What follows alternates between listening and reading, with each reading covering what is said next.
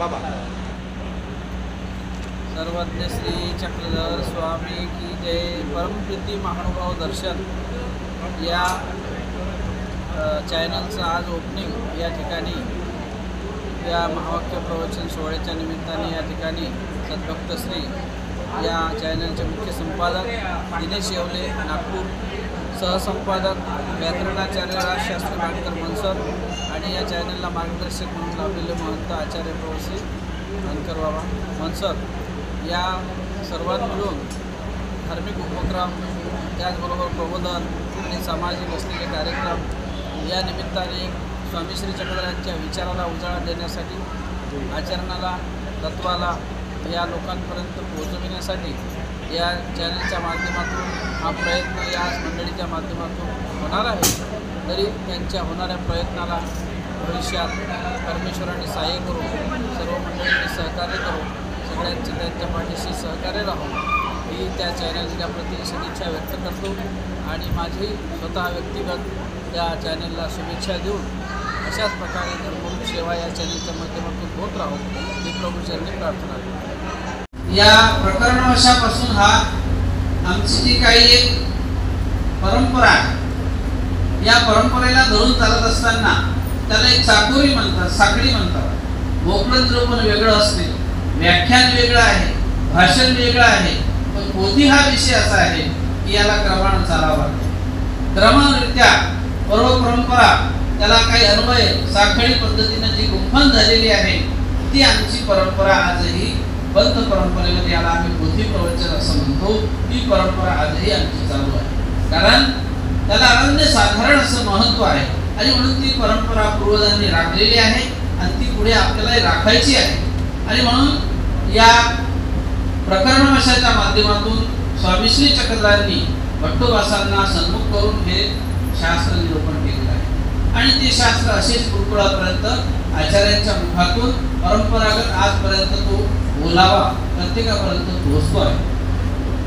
आज प्रकरणवश या ठिकाणी आदरणीय आजचे पाठांगण श्री सारंदर बाबाजी पंजाबी यांनी या ठिकाणी प्रकरणवश वाचलेला आहे, महावाक्याचे 9 सूत्र वाचलेले आहे आणि या संदर्भात आज आपण प्रकरणवशाच्या माध्यमातून त्याची सुरुवात करत आहोत। बेलोपुरी उत्तरार्ध भट्टाशी परमसिद्धांत कथन। बेलोपुरी उत्तरार्ध भट्टाशी परमसिद्धांत कथन। सर्वज्ञ म्हणितले भटो तुम्ही आपला परमसिद्धांत जाणा गा। जैसे वेदाचा सिद्धांत चैतन्य असे, आगमाचा सिद्धांत भैरव, पुराणाचा सिद्धांत शेषशय्या, तैसे तुम्ही आपला परमसिद्धांत जाणा गा। भट्टी म्हणितले जी जी मी नेने, सर्वज्ञ म्हणितले जाणत असता मा नेने ऐसे का म्हणत असा। यावरी सर्वज्ञ म्हणितले, यावर भट्टी म्हणितले जी जी गोसावी जाणविती तैची जाणी देल। आणि मग गोसावी सर्वज्ञ म्हणतात चैतन्या परचक्राख्य देवता तो तुमचा परमसिद्धांत गा, ते तुमचे पावनीय स्थान गा, ऐसे गोसावी निरोपिले। मग यावर गोसावी नवा सूत्री पाठ अर्थासहित महावाक्य प्रकरण निरोपिले आणि हस्तीचा दृष्टांत निरोपिला। अशा प्रकारे या महावाक्य प्रकरणाचा याला प्रकरणवश असं म्हणतात। सुरुवात आचार्यांना विचारलं की तुम्ही आपला परम सिद्धांत जाणता का, ते म्हणतात नाही, गोसावी जाणविती। आणि मग गोसाव्यांनी चैतन्यापर चक्राख्य देवता आहे तो तुमचा परम सिद्धांत आहे, ते तुमचं पावनीय स्थान आहे। आणि 9 सूत्रामध्ये महावाक्य प्रकरण पाठ अर्थासहित निरूपण केले। सूत्र म्हणावे कशाला, जेने प्रयोगे अर्थज्ञान मुद्रिजे तया ते सूत्र बोलिजे। ज्या प्रयोगांमध्ये अर्थाचं विश्लेषण केले जाते, अर्थविषय उकल केल्या जातात आणि ते सूत्र त्यामध्ये विशेष प्रकारे आपल्याला अर्थमुद्रित करून देत असतात, त्याला सूत्र असं म्हणतात। आता महावाक्याचे 9 सूत्र आहेत। या 9 सूत्रामध्ये स्वामी श्री चक्रधर महाराजांनी 9च महावाक्याचे सूत्र निरूपण केलेले आहे, पण ते सुद्धा पाठ, अर्थ आणि अर्थांतर या रूपाने निरूपण केलेले आहे। तर पाठ, अर्थ आणि अर्थांत अशा प्रकारचं स्वामींनी शास्त्र या ठिकाणी निरूपण केलेलं आहे. पुढे काकू, कक्षा, भावार्थ आणि प्रकरण, साधक, बाधक, आक्षेप, परिहार अशा प्रकारे अनेक प्रकारे शास्त्राची व्युत्पत्ती झालेली आहे. तर त्यामध्ये महावाक्याचे जे पहिलं वचन आहे ते पाठरूपी आहे. त्या महावाक्याच्या पुढचे 6 वचन जे आहेत ते अर्थरूपी आहेत आणि त्या पुढचे 2 वचन जे आहेत ते अर्थांत रूपी आहेत. तर ऐसे गोसावी पाठ, अर्थ आणि अर्थांत ऐसे त्रिप्रकारे निरूपण का करतात किंवा महावाक्य प्रकरणाचं 3 प्रकारे का निरूपण केलं. जे उत्तम प्रज्ञावंत असतील तयाशी गोसावी पाठ निरूपण करतात. उत्तम प्रज्ञावंत इथं माईंभट्ट, भंडारेकार, वैराग्य देवाला नुसतं अस्थिपरीचे 6 वचन आचार्यांनी सांगितले. 12 वर्षानंतर आचार्यांच्या मुखातून वैराग्य देवांना बोध झाला. वैराग्यदेव हे भट्टभासांचे सुपुत्र. 12 वर्षानंतर त्यांना बोध झाला. त्यांनी अस्थिपरीचं ज्ञान आचार्यांच्या मुखातून ऐकलं आणि आपला देह क्षेपण्यासाठी निघून गेले. आणि म्हणून वैराग्य देवांविषयी असं म्हटलं आहे की राया आधी राऊता पवाडू. जसा एखादा राजा ज्या वेळेला येतो, पण त्या राजा ज्यावेळेला रस्त्याने येणार त्याच्या अगोदर तो सेवकच रस्त्याने चालतो, तसं भट्टवासांच्या अगोदर पुनःसंबंध प्राप्त झालेले वैराग्य देव हे पाठरूपी. नुसतं थोडकं जरी सांगितलं, राळा सांगता थळा बुजी, पाठ सांगता अर्थ आपसायाची बुजी, अशा प्रकारची प्रज्ञा ज्यांची असते त्याला एक क्षणी प्रज्ञा आपण म्हणतो हिराईसा उपलक्षणे. अशांना गोसावी पाठरूपी शास्त्र निरूपण करतात. त्यामध्ये वैराग्य देवाचं नाव आहे. दुसऱ्या क्रमांकावर भंडारेकार. भटो मागील फांगी पा म्हणत ठेवीची, ज्ञात आप्त ऐशी प्रतिती अवधारली आणि ईश्वर तो मायबाप म्हणून निघूची लागली. भट्टोबा भांडारेकार स्वामींच्या मागे निघाले आणि घरादाराचा त्याग केला. नुसतं एक शब्दासरसे भांडारेकरांना पाठरूपी ज्ञान झालेलं आहे, तसं माई भट्टांना सुद्धा पाठ सांगता अर्थ आपसायची. जास्त सांगण्याचं काम पडत नव्हतं. वायू निरूपण प्रसंगी ज्या वेळेला स्वामींचं निरूपण चालू आहे आणि हवा आली, वायू सुटला, ते वायुभूत कोणाच्या अधीन आहे असं निरूपणातूनच विचारलं माई भट्टांनी. त्यावेळेला माई भट्ट म्हणतात स्वामींना, जीजी हे तत्किम वश्य. स्वामी म्हणतात तदन्य वश्य, तत्किम वश्य तदन्य वश्य, तत्किम वश्य तदन्य वश्य, तत्किम वश्य तदन्य वश्य. आणि शेवटी स्वामी म्हणतात तत्किम वश्य ते येथीची प्रवृत्ती ओळखे. म्हणजे हे वायुभूत जे आहे, हे हवा पंचभूत, हे कोणाच्या अधीन आहे. स्वामी म्हणतात तदन्य वश्य म्हणजे भैरवाच्या अधीन. भैरव देवता कोणाच्या अधीन, तदन्य वश्य विश्वेच्या अधीन. विश्व कोणाच्या अधीन, तदन्य वश्य म्हणजे मायेच्या अधीन. माया कोणाच्या अधीन आहे ना, ती येथीची प्रवृत्ती ओळखे. एवढं निरूपण केलं आणि माय भट्टांना भूत झाला, समजून गेलं. यावरून लक्षात घ्यावं की उत्तम मध्यम कणीयस प्रज्ञा प्रत्येकाची सारखी नसते.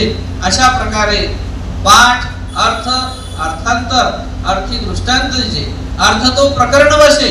काही गोष्टी प्रसंगानुरूप स्वामींनी वर्णन केलेले आहेत आणि म्हणून त्याचा प्रसंग कसा आहे. पांतीचे तेल सरे तर नारळीचे तूप घालीत. रात्र रात्र स्वामी निरूपण करायचे आचार्यांना. पंथीचं तेल संपलं तर नारळीतलं डोहामधलं तूप जेवायचं स्वामींचं, त्यामध्ये आरोपणीचं टाकायचे. निरूपण चालू, सकाळ होऊन जायची. आचार्य म्हणायचे जीजी पहालेची, दिवस उजाडलेला आहे. स्वामी म्हणतात पुरुषाच्या भेटी युगे गेली, तुम्हा पहालीची बहुत. अरे युगाची युग निघून गेलेली आहेत. अशा प्रकारे एक साधना आहे की युगयुग ती साधना चालते.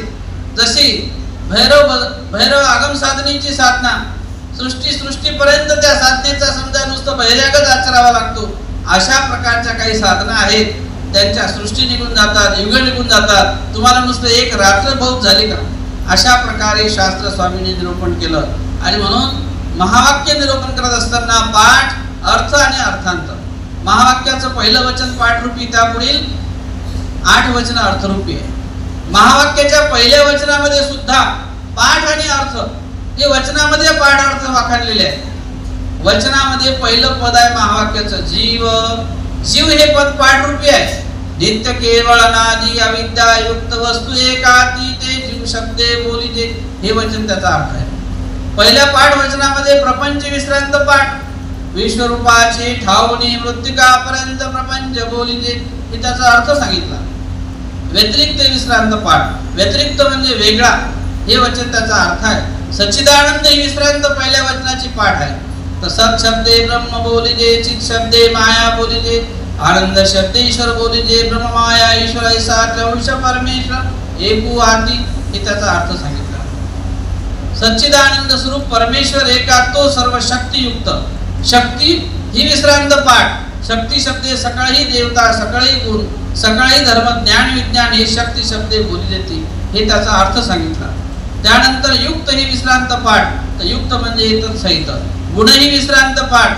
सौंदर्य, लावण्य, औदार्य, सौभाग्य, दयामया, कृपा, करुणा, व्योमादिक अनंत गुण बोली जाते, त्याचा अर्थ सांगितला. सकाळी धर्म, धर्म ही विश्रांत पाठ आहे. तर नित्यत्व, व्यापकत्व, सर्वात्मकत्व, सर्वातीतत्व, सर्व कर्तृत्व, सर्व व्योमादिक अनंत धर्म बोली जाते, हे अर्थ आहे. अशा प्रकारे या ठिकाणी पाठ अर्थ वाखाणलेला आहे. आता महावाक्य मध्ये वचन साठवलेले आहे. वचन म्हणजेच की महावाक्यातलेच महावाक्यामध्ये वचन साठवलेले आहे. जसं शेवटचं वचन आहे महावाक्याचं, नित्यत्व, केवळ नित्यत्व, व्यापकत्व, हे वचन सकाळी धर्म या विश्रांतीत साठवलं. सौंदर्य, लावण्य, हे जे वचन आहे ते सकाळी गुण या विश्रांतीत साठवलं.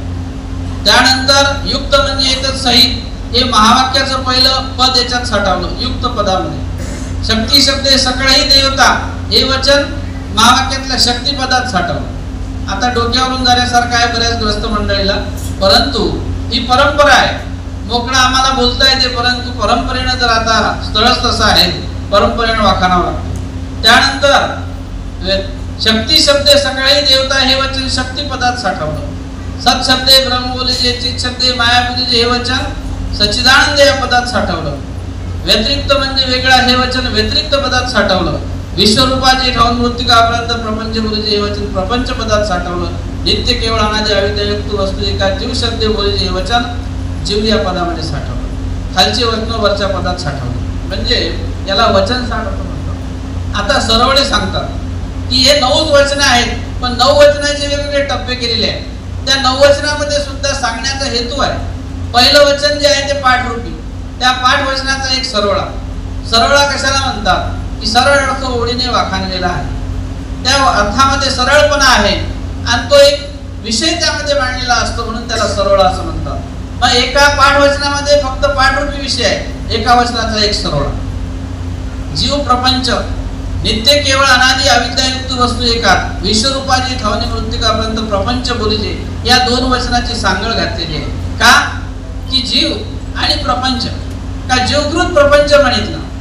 जीवाने प्रपंचाची म्हणजे मूळरचना केलेली आहे आणि जीव हा प्रपंचाच्या आधारे व्यक्त होतो. जीवाला सूक्ष्मदेह घेतल्याशिवाय, त्या ठिकाणी स्थूळाचा आधार घेतल्याशिवाय सूक्ष्मेशी जीवाशी असण्याची नाही. मळाधार व्यक्त होत नाही, स्थूळाधार व्यक्त होतो, म्हणजे प्रपंचाच्या आधाराने त्याला व्यक्त व्हावंच लागते. आणि म्हणून जीवाची आणि प्रपंचाची मिळणी आहे, म्हणून जीव आणि प्रपंच हे 2 वचन सोबत सांगितले. या 2 वचनाचा एक सरवळा आहे. त्यानंतर युक्त म्हणजे येतात सहित.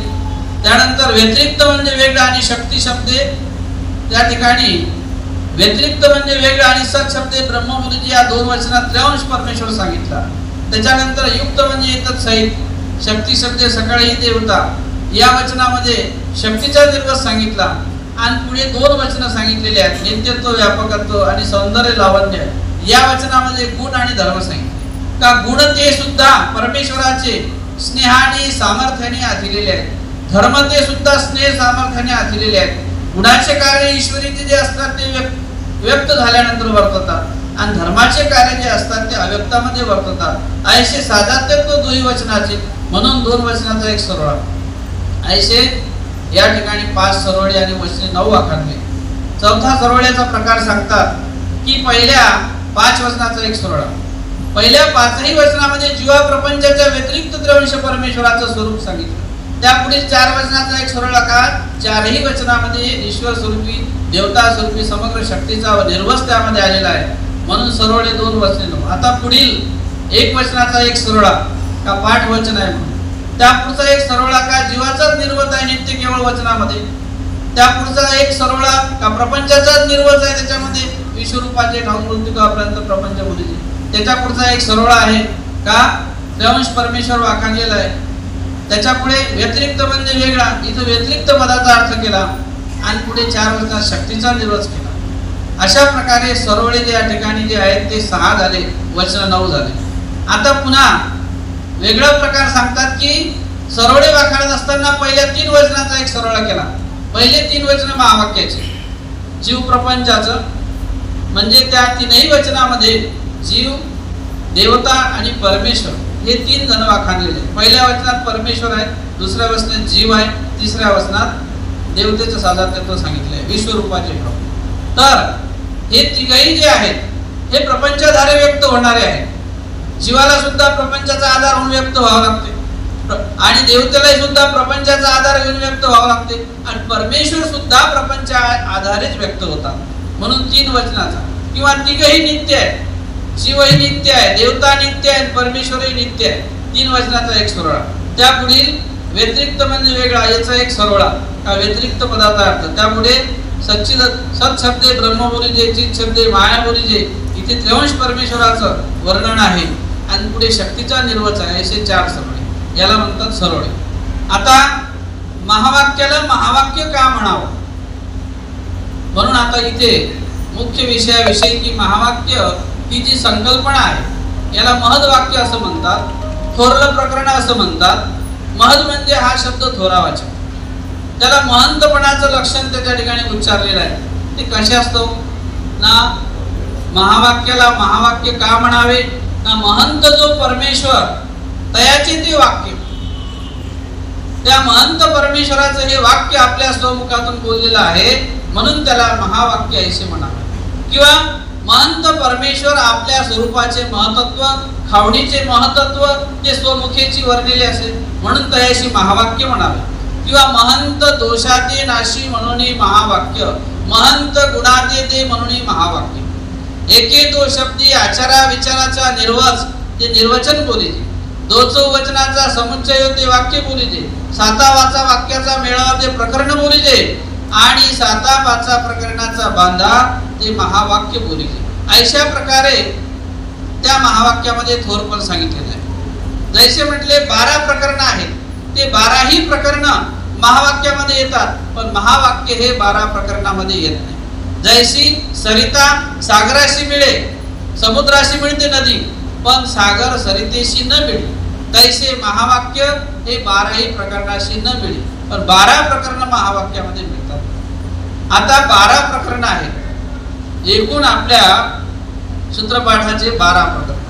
हे 12 प्रकरण त्या महावाक्य प्रकरणामध्ये कसे सामावतात आणि म्हणून 9 सूत्रामध्ये 12 प्रकरण सामावले, त्याची सामावणूक कशी आहे ही प्रस्तावनेत सांगतात. का पहिलं वचन जीव प्रपंच व्यतिरिक्त सच्चिदानंद स्वरूप परमेश्वर एकाती, या वचनामध्ये ईश्वराचं स्वरूप वाखाणलेलं आहे. म्हणजे ते स्वरूप वाखाणलेलं आहे ते स्वरूपाचा निर्वचन प्रकरणामध्ये आहे म्हणून पहिल्या वचनामध्ये निर्वचन प्रकरण सामावलं. त्यानंतर नित्य केवळ अनादि अविद्यायुक्त वस्तू एकाती, जीव शब्दे बोलीजे, विश्वरूपाची ठावणी मृत्तिकापर्यंत प्रपंच बोलीजे, या 2 वचनात रचना आलेली आहे. कारण जीव प्रपंचाची रचना करतो आणि म्हणून रचनेअर्थी इथे संसरण प्रकरण सामावलं. व्यतिरिक्त म्हणजे वेगळा, इथे संहार प्रकरण सांगितलं का शेवटी प्रपंचाचा नाश आहे, प्रपंचाचा नाश होत असतो म्हणजे संहार होतो म्हणून इथे संहार प्रकरण आहे. सत शब्दे ब्रह्म बोलीजे, चित शब्दे माया बोलीजे, आनंद शब्दे ईश्वर बोलीजे, या वचनामध्ये महावाक्य प्रकरण सांगितले. शक्ती शब्दे सकळही देवता सकळही गुण, या वचनामध्ये अन्य व्यावृत्ती युग धर्म विद्यामार्ग प्रकरण सांगितले. आणि मग सौंदर्य लावण्य या वचनामध्ये अस्तित्व सांगितले. काही इथे गुणाचा स्वीकार आहे आणि गुणाचे कार्य व्यक्त स्थितीमध्ये वर्ततात आणि परमेश्वर व्यक्त होतात तो गुणाचा स्वीकार करून आणि गुण ते लाभालेखी. गुण हे जीवोद्धारक आहे, गुणा संयोगी जीवाचं उद्धरण परमेश्वर करतात आणि म्हणून अस्तिपरीचा आचार करायला लावतात म्हणून गुण या वचनामध्ये अस्तिपरी सांगितले. आणि नित्यत्व व्यापकत्व या वचनामध्ये उद्धरण प्रकरण का धर्माचे कार्य ते साध्य आहे आणि आनंद जीवाला साध्य मिळतो. अशा प्रकारे हे 9 प्रकरण झाले. मग 8 प्रकरणे पाठ, विचारस्तर अर्थ, अस्तिपरी पाठ, आचारस्तर अर्थ, दृष्टांत दोपरीचे. एक आचारपर आहे, एक विचारपर आहे. आचार्याची ते आचार्य मूर्ती, विचारी ते विचारी मूर्ती, 12वे ते मूर्ती ज्ञान, ऐशे 12 प्रकरण या महावाक्य प्रकरणामध्ये सामावलेले आहेत. किंवा आता पाठ वचनामध्येच महावाक्याचं पहिलंच वचन पाठ वचन, या पाठ वचनामध्ये 12 प्रकरण सामावले. ते कैसे म्हणून सांगतात की जीव प्रपंच येथे संसरण प्रकरण, व्यतिरिक्त येथे संहार प्रकरण, सच्चिदानंद येथे महावाक्य प्रकरण, स्वरूप येथे निर्वचन प्रकरण, शक्ती येथे अन्यवृत्ती युग धर्म विद्यामार्ग प्रकरण. अशा प्रकारे परमेश्वर या पदामध्ये परम काही ना उद्धरण. परमेश्वर म्हणजे परम ऐश्वर्य आथिला. मग त्या परम ऐश्वर्याचे कार्य कोणते? ना जीवाचे उद्धरण करणे. उद्धरण काहीशी होत असते ना, अस्थिपरी बांधून जीवाचे उद्धरण करणे नाही. आणि म्हणून परमेश्वर या पदामध्ये उद्धरण अस्थिपरी प्रकरण ऐसे 9 प्रकरणे सांगितले. मग त्यामध्ये 8 प्रकरणे पाठ, विचारास्थ अर्थ आहे, अस्थिपरी पाठ, आचारास्थ अर्थ, दृष्टांत 2 प्रकारचे, आचारपर विचारपर, आचार्याचे आचार्य गेले, विचारी विचारी गेले, 12वे मूर्तिज्ञान, ऐसे 12 प्रकरण या महावाक्याच्या नुसतं एका वचनामध्ये सामावले पाठवाक्यामध्ये. अशा प्रकारे 12 प्रकरण सामावले असते. आता 12ही प्रकरण जर महावाक्यामध्ये येतात, मग 12 प्रकरण म्हणजे एक प्रकरण सांगण्याचे काय प्रयोजन? महावाक्यात सांगायला पाहिजे होतं. परंतु तैसे नव्हे. एक प्रकरणाचेही स्वतंत्र स्वतंत्र कार्य वर्ततात. जैसे तो सर्व शक्तियुक्त परमेश्वर म्हटले. मग परमेश्वर सर्व शक्तियुक्त आहेत, तर त्या शक्ती कुठे सांगितलेल्या आहेत? त्या शक्तीचं कार्य कोणतं आहे? शक्ती कशासाठी सांगितलेली आहे? शक्तीचा निर्वच कसा आहे? हे जर तुम्हाला जाणवायचं असेल, त्यासाठी अन्यवृत्ती प्रकरण सांगितलं. म्हणजे अन्यवृत्ती प्रकरणात हा सर्व निर्वच आलेला आहे. अन्यवृत्तीत शक्ती म्हणजे देवता सांगितल्या, देवतेचं पावन होते कशाने? म्हणून पुढचं प्रकरण म्हणजे युग धर्म आणि विद्यामार्ग सांगितलं. योग धर्म बैराग आहे, विद्यामार्ग म्हणजे अंतर्याग. अंतर्याग बैराग साधनाने त्या ठिकाणी त्या शक्तीचं पावन होते. मग असे शक्तीच्या पावनात करून फळ झालं. मग ते फळ ते नित्य राहत असेल जीवाच्या ठिकाणी, म्हणून पुढे संहार सांगितला. फळ नित्य राहत नाही, या सृष्टीचा संहार होतो आणि समजा ते फळ नष्ट होते. फळामध्ये कायमस्वरूपी त्या देवतेच्या जीवाला राहणे नाही. नित्यत्व हा दातृत्व धर्म देवतेच्या ठिकाणी नाही. का? ईश्वरीचे ते सकाळी नित्य, पण देवतेशी नित्यत्व हे पद लागू होत नाही. आता संहार सांगितला. मग आता संहार झाला, पुन्हा परमेश्वर काही रचना करणार नाही सृष्टीची, म्हणून संहाराच्या पुढे संसरण प्रकरण आलं. पुन्हा सृष्टीची रचना होते म्हटले संहार झाल्यानंतर. जे तुका सृष्टीचा काळ जे तुका तमामाजी गेला, पुन्हा रचना. अशा प्रकारे पुन्हा रचना झाली. मग आता पुन्हा परमेश्वर सृष्टीची रचना करतात, संहार करतात. मग असा सृष्टीच्या संहाराचा रचनेचा जो मनोधर्म आहे तो परमेश्वराला उत्पन्न होतो. तो कोण्या ठिकाणी उत्पन्न होतो? म्हणून संसरणाच्या पुढे महावाक्य आहे. का? महद्वाक्यामध्ये 3 अंशाचा निर्वच सांगितलेला आहे. ब्रह्म माया ईश्वर एवं त्रांश परमेश्वराच्या ठिकाणी त्या ठिकाणी संहार संसरणाचा रचनेचा जो उल्लेख आहे तो उत्पन्न होतो. परमेश्वर सृष्टीची रचना करतात, तर सृष्टीची रचना करून काय करतात? म्हणून पुढे त्या ठिकाणी सौंदर्य, लावण्य, औदार्य, सौभाग्य अशा प्रकारे परमेश्वर त्या ठिकाणी गुणाचा स्वीकार करतात. परमेश्वर गुणाचा स्वीकार करतात आणि गुणाचा स्वीकार करतात म्हणून या वचनामध्ये अस्थिपरी यम जीवाला अस्थिपरीचं आचरण करायला लावतात. मग अस्थिपरीचं आचरण केल्यानंतर काय होते?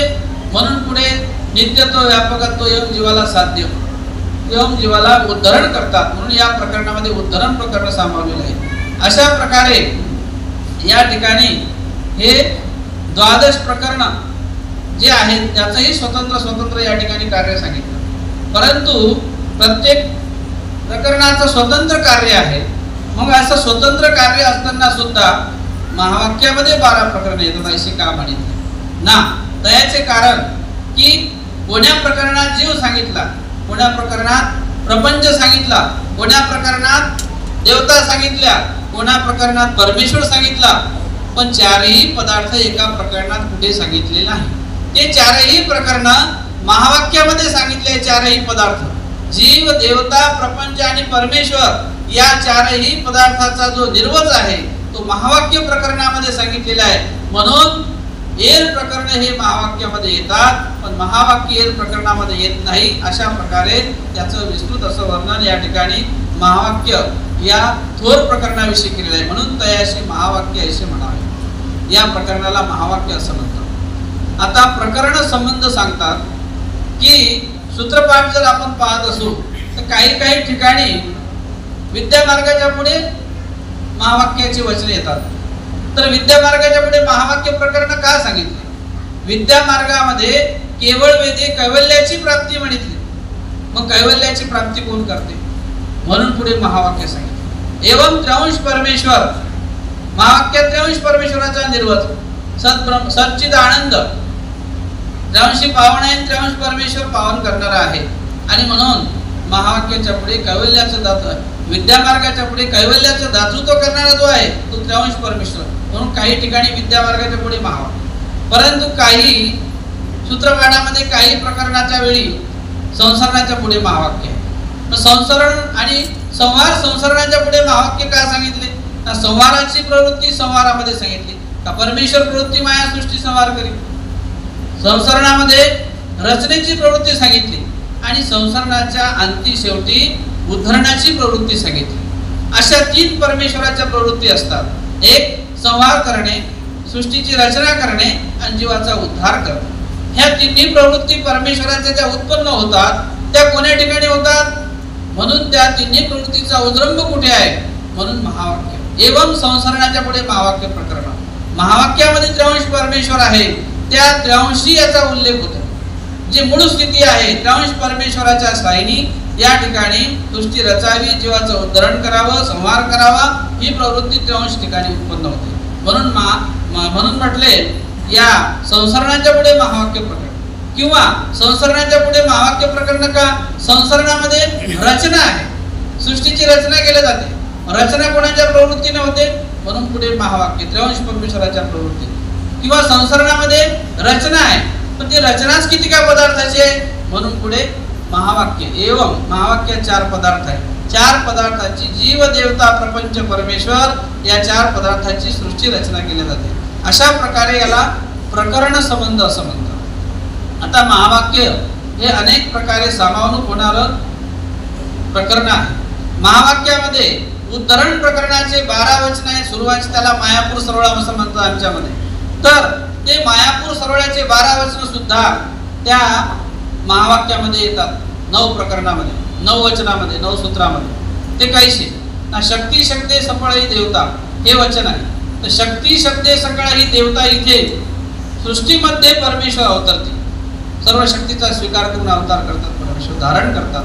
म्हणून सृष्टीमध्ये परमेश्वर अवतरते हे वचन शक्ती शक्ते सफळ ही देवता इथे सामावलं. सकळही गुण इथे मनुष्यवेद धारले होते. सकळही धर्म इथे मायावेद धारले होते. ज्ञान विज्ञान आयशया मायापुरा ते स्वीकरुणी कर्म भविष्यता मनुष्य ते युक्ता जीवा ज्ञान पर्यंत परमेश्वर आपला संबंध देते हे वचनाचे सामावले आहे. आणि मग पाठ वचनामध्ये सच्चिदानंद सांगितला. तर सच्चित आनंद या पदामधून चित हे पद, तर चित पदामध्ये माया निर्मितम पुरम मायापुरम माया घटाकारे आकारे होते नखचर्म रुमाली करून शुद्ध चैतन्य जिते मायापुरी मायेशी अभिमान 4 वचने या पदात सामावले. आणि तो सर्व शक्तियुक्त. शक्ती या पदामध्ये ब्रह्मांडी शक्ती आधी शक्ती व्यापार, मायापुरी ईश्वराधी शक्ती व्यापार, मायापुरी इतर शक्ती तुल्य माया, ईश्वरी संपूर्ण शक्ती, जीवी अंशता शक्ती ही 3 वचन. अशा प्रकारे मायापूर सरवळ्याचे 12 वचन या महावाक्य प्रकरणामध्ये सामावलेले आहेत. आता महंत वाक्य म्हणून महावाक्य, या महावाक्याचं महत्त्व वाखाण. हे महावाक्य जे आहे या महावाक्याचे एकूण 82 पद आहेत. एवं महावाक्याचे पहिले 5 वचन जे आहेत ते 5 वचन जे आहेत ते 41 पदाचे आहेत. तो जो निर्वच आहे तो त्र्यांश परमेश्वराचा आहे. त्या पुढचे जे 4 वचन आहेत ते शक्तीचा निर्वच वाखाणलेला आहे महावाक्यामध्ये आणि ते 41 पदाचे आहे. असे 82 पद. पहिलं वचन महावाक्याचं जे आहे ते 7 पदाचं आहे. दुसरं वचन महावाक्याचं जे आहे ते 9 पदाचं आहे. तिसरं वचन महावाक्याचं 5 पदाचं आहे. चौथं वचन महावाक्याचं 3 पदाचं आहे. असे झाले एकूण 24 पद. आणि सत्शब्दे ब्रह्म बोले, चित शब्दे माया बोले, आनंद शब्दे ईश्वर बोले, ब्रह्म माया ईश्वर ऐसा त्र्यांश परमेश्वर हे वचन 17 पदाचं. हे 41 पद झाले. आता पुढचे 4 वचन जे आहेत ते शक्ती शब्दे सफळ देवता हे जे वचन आहे ते 16 पदाचं आहे. त्याच्या पुढचं वचन जे आहे व्यतिरिक्त म्हणजे युक्त म्हणजे तसे हे 3 पदाचं. सौंदर्याचं वचन जे आहे ते द्वादश म्हणजे 12 पदाचं आहे, शेवटचं जे वचन आहे नित्यत्व व्यापकत्व हे 10 पदाचं आहे, एकूण हे 25 पदं झाली, 16 आणि 25 41 82 पदाचं महावाक्य या ठिकाणी वाखाणलेलं आहे। अशा प्रकारे महावाक्यामध्ये वेगवेगळे पद वाखाणलेले आहेत, वेगवेगळे प्रकरण वाखाणलेले आहेत, वेगवेगळे वचन वाखाणलेले आहेत आणि म्हणून त्या महावाक्याला हे सामावून असलेलं प्रकरण म्हणजे महावाक्य। आता महावाक्यामध्ये दृष्टांत वाखाणलेले आहेत, महावाक्यामध्ये वेगवेगळ्या प्रकारचे दृष्टांत येतात। जसं महावाक्याचं पहिलं वचन की जीव प्रपंच व्यतिरिक्त सच्चिदानंद स्वरूप परमेश्वर एका तो सर्वशक्तियुक्त, या वचनामध्ये शक्तीचं युक्तत्व कोणाच्या ठिकाणी आहे, तो सर्वशक्ती